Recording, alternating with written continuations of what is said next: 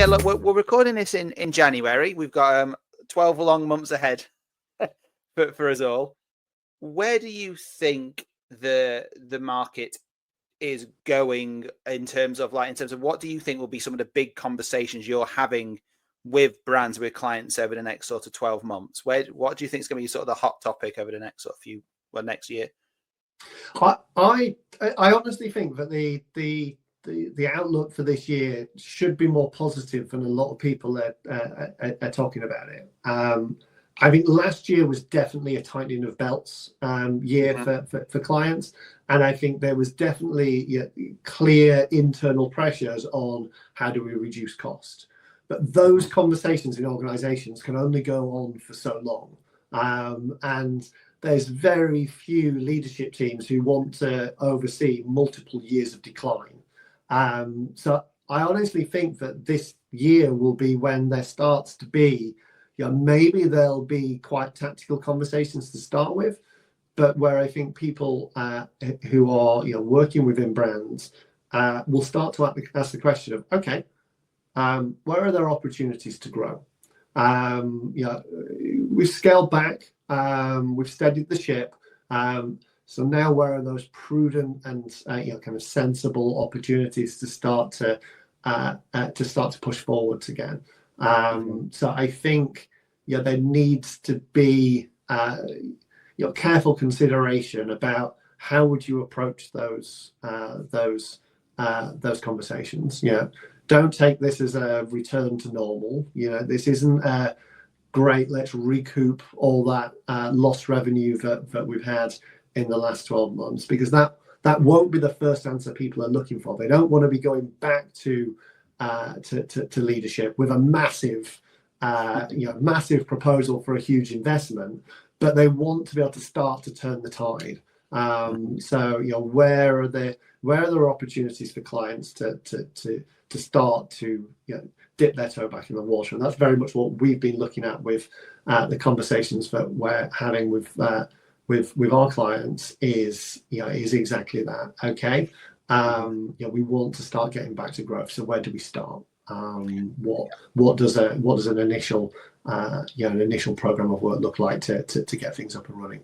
And great, from that we'll build confidence and results, and hopefully that will lead to bigger conversations in the future. But right now it's just how do we help people get back on the feet. Absolutely. And I think to your point that you're making, a lot of these answers are going to be within the data, aren't they? Well, I'd say that, wouldn't I? Of course, but that's why I'm trying to. I'd say all answers lie in the data, but absolutely. I think a really sensible place for people to start is mapping out what some of these opportunities look like and what the size of them are, and doing some kind of what if scenario planning, which to us is it's bread and butter. That's what we're doing. That's what we're doing all the time. Okay, excellent. All right, well let's just end this on a bit more of a personal question then. So Kev, once the laptop gets shut down and when you're not taking selfies for LinkedIn, tell me what a normal day in a non-working life for Kev looks like. Yeah, I'm probably the most boring person you could ask that question of.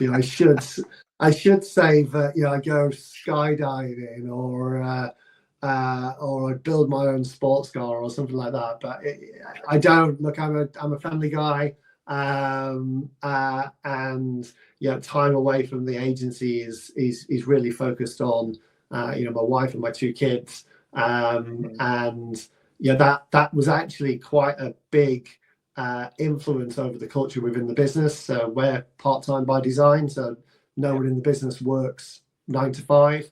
And the reason for that is, so many times in my past career, I had to make sacrifices. I had to sacrifice the time I wanted to spend with my family, to achieve the career goals. And I look back on it 20 years in, with two kids where I'd missed a good chunk of their growing up, and I kind of went, one, why did I do that? And two, why did no one ever tell me that it was like a ridiculously stupid thing to do? And I kind of vowed when I've got my own business, I want everyone that works for me to have a different story. Yeah, so we've got someone in the team who's worked from us from being an intern. You know, we were the first job she ever had. I genuinely hope she will never work, you know, that kind of 9 to 5 rigid structure ever, and we'll never know that there's another way of doing things. So yeah, to me, it's all about the kids, spending time with them, spending time with my wife, and you know, enjoying the reason why I do all of this. I don't, you know, as much as I love what I do for a living, ultimately I do it because I'm trying to give my, you know, my family the opportunities that they deserve. So yeah, it's away from the business. It's all about the family. Couldn't agree more. And I think that's a really, really positive way to end. So look, Kev, thanks a lot for giving up your time this afternoon. It's great to talk this through with you. And yeah, if you want more information, you can find Kev on LinkedIn. You can find Liberandum online. And yeah, so Kev, thanks again for your time, mate. Speak to you soon. Yeah, pleasure. It's really good fun. Cheers, Matt. Cheers, mate. Bye.